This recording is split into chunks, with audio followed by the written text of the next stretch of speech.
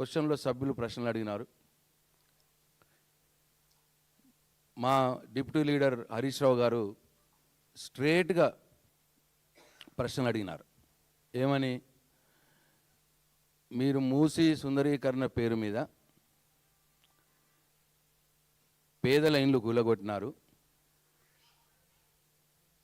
ఆ పేదలకు ఎవరైతే ఇండ్లు మీరు కూలగొట్టిరో ఆ పేదలకు 2013 ల్యాండ్ అక్విజిషన్ ప్రకారం మీరు నష్టపరిహారం ఇచ్చినారా? ఎంతమందికి ఇచ్చినారు? ఎంత ఇచ్చినారు? నంబర్ 1 క్వశ్చన్ ఆయన అడిగింది. నంబర్ 2, మరి ఒకవైపు ఏమో రిటైర్డ్ ఉద్యోగులకు వాళ్ళ పెన్షన్ డబ్బులు ఇవ్వడానికి, వాళ్ళ పిఎఫ్ డబ్బులు ఇవ్వడానికి మీకు డబ్బులు లేవంటున్నారు. నన్ను కోసుకోనరే అని అంటున్నారు. ఫీజు రియంబర్స్మెంట్కు డబ్బులు లేవంటున్నారు. ఫీజు రియంబర్స్మెంట్ బకాయిలు ఇవ్వడానికి డబ్బులు లేవంటున్నారు. ఇట్లా ఏదైనా సరే నా దగ్గర ఒక పైస లేదు, నన్ను కోసుకోనరి, లోన్లు ఉడతలేవు, అప్పులు ఉడతలేవు, నన్ను చెప్పులు ఎత్తుకపోయేటోడు తిరిగి చూస్తున్నారు, ఢిల్లీకి పోతే ఎవరు నాకు అపాయింట్మెంట్ ఇస్తలేడు అని ఒకవైపు మాట్లాడుతూ, మరి మూసీ సుందరీకరణకు, మూసీ ప్రక్షాళనకు ఒకసారి 40,000 కోట్లు ఖర్చు చేస్తామన్నారు, ఒకసారి 70,000 కోట్లు ఖర్చు చేస్తామన్నారు, ఒకసారి 1,00,000 కోట్లు అన్నారు, మళ్ళీ ఒకసారి 1,50,000 కోట్లు ఖర్చు చేస్తామన్నారు. మరి ఏది నిజం? మీరు ఎంత ఖర్చు చేయదలుచుకున్నారు? ఏ పనులు చేపట్టదలుచుకున్నారు? సూటిగా సమాధానం చెప్పండి అని అడిగిండు. ఇక మూడోది, మీరు మూసీలోకి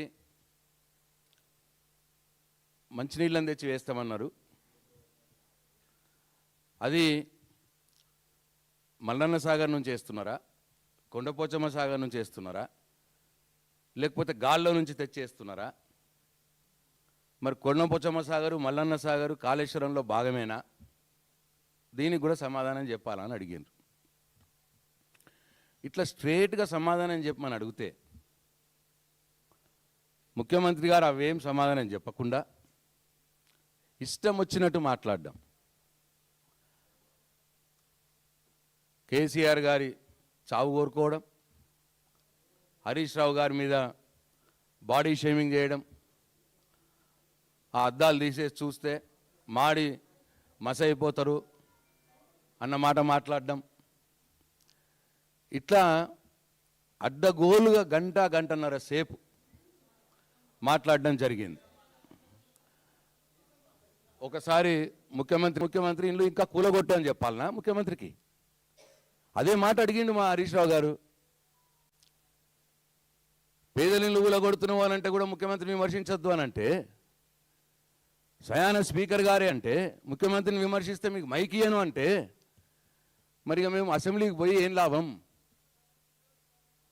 అటు ముఖ్యమంత్రి సభా సాంప్రదాయాలను తుంగలో తొక్కి ఎన్నడూ లేని విధంగా క్వశ్చన్ అవర్లో గంటసేపు మాట్లాడుకుంటా ఇష్టం వచ్చినట్టు రోతమాతలు మాట్లాడతాడు. దాన్ని స్పీకర్ గారు ఆపరు. మరి మాకు మా సమాధానం, మేము అడిగిన ప్రశ్నలకు సమాధానం రాలేదు అని మళ్ళీ ఒకసారి అడుగుదాము అంటే మాకు మైక్ ఇవ్వకుండా, పైగా ముఖ్యమంత్రిని విమర్శిస్తే మీకు మైక్ ఇయ్యను స్పీకర్ గారు అంటే అసెంబ్లీకి ఎందుకు పోవాలి మేము? అందుకే టీఆర్ఎస్ పార్టీ శాసనసభ పక్షం నిర్ణయం తీసుకున్నది. ఎందుకంటే ప్రజా సమస్యలను ప్రస్తావించడానికి అవకాశం లేదు మాకు. ప్రభుత్వం, ముఖ్యమంత్రి తప్పులు చేస్తుంటే ఆ తప్పులను ఎత్తి చూపడానికి మాకు అవకాశం ఇస్తలేరు, మైక్ ఇస్తలేరు. ప్రజల పక్షాన సమస్యలు అడుగుదాము అంటే మాకు మైక్ ఇయ్యరు. మరి అటువంటి సందర్భంలో మేము శాసనసభకు వెళ్ళి లాభం ఏంది?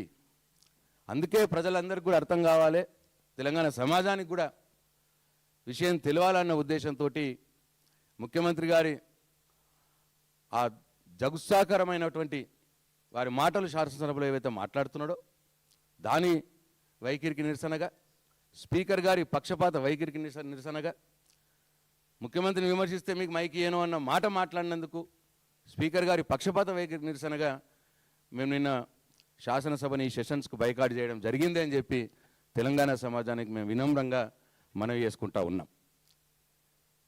ఇది చూసైనా సరే వాళ్ళ కనువిప్పి కలిగి వచ్చే సెషన్స్లోనైనా సరే ప్రతిపక్షాలకు సరైన సమయం ఇస్తారేమో అని చెప్పి ఆశతోటి ప్రజల సమస్యలు ప్రస్తావించే ప్రధాన ప్రతిపక్ష పార్టీ అయిన బీఆర్ఎస్ పార్టీ నాయకుల యొక్క శాసనసభ్యుల యొక్క గొంతు నొక్కరేమో అని కనువిప్పు కలుగుతుందేమో అని ఒక ఆశతోటి మేము ఈ శాసనసభ ఈ ప్రస్తుత సెషన్ని బైకాట్ చేసినాం తప్పిస్తే వేరే ఉద్దేశం కాదు అని చెప్పి నేను తెలంగాణ సమాజానికి మనం చేసుకుంటా ఉన్నాం.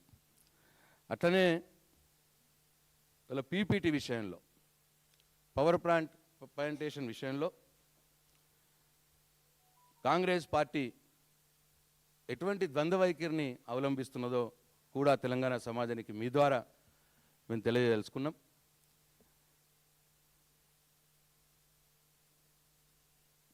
తెలంగాణ తొలి ముఖ్యమంత్రి కేసీఆర్ గారు కాళేశ్వరము అట్లనే పాలమూరు రంగారెడ్డి ఈ ప్రాజెక్ట్స్ మీద శాసనసభలో పవర్ పాయింట్ ప్రజెంటేషన్ ఇవ్వడం జరిగింది 2016లో. ఆ సందర్భంలో ఇదే కాంగ్రెస్ పార్టీ ఆ రోజు వలన అన్నది ఏంటంటే, కేసీఆర్ గారి ఉద్దేశం ఏంటంటే ప్రతిపక్షాలు కాళేశ్వరం ప్రాజెక్టు మీద కావచ్చు, పాలమూరు రంగారెడ్డి ప్రాజెక్టు మీద కావచ్చు కేసులు వేసుకుంటూ ఆపుతూ దుష్ప్రచారం చేస్తూ ఉన్నాయన్న ఉద్దేశంతో తెలంగాణ సమాజానికి నిజాలు తెలవాలి, కాళేశ్వరం ప్రాజెక్టు దాంతో లాభం ఏంటి, అట్లనే పాలమూరు రంగారెడ్డి ప్రాజెక్టు తోటి ప్రజలకు రైతులకు ప్రయోజనాలు ఏంటి, ఇవన్నిటి మీద క్లియర్గా మొత్తం అందరికి కూడా తెలంగాణ సమాజానికి అర్థం కావాలి. అది శాసనసభ రికార్డులో ఉండాలి. రేపు రాబోయే సమాజానికి రాబోయే జనరేషన్ కూడా అది ఎప్పటికి కూడా అందుబాటులో ఉండాలి అన్న ఉద్దేశంతో ఆయన స్పీకర్ గారి అనుమతి తీసుకొని పీపీటీ ఇవ్వడం జరిగింది రాష్ట్ర శాసనసభలో. అయితే ఆ సందర్భంలో ఇదే కాంగ్రెస్ శాసనసభ పక్షం వాళ్ళు ఆ రోజు స్పీకర్ గారికి ఒక లెటర్ రాయడం జరిగింది. మీ అందరికీ గుర్తుండాలి,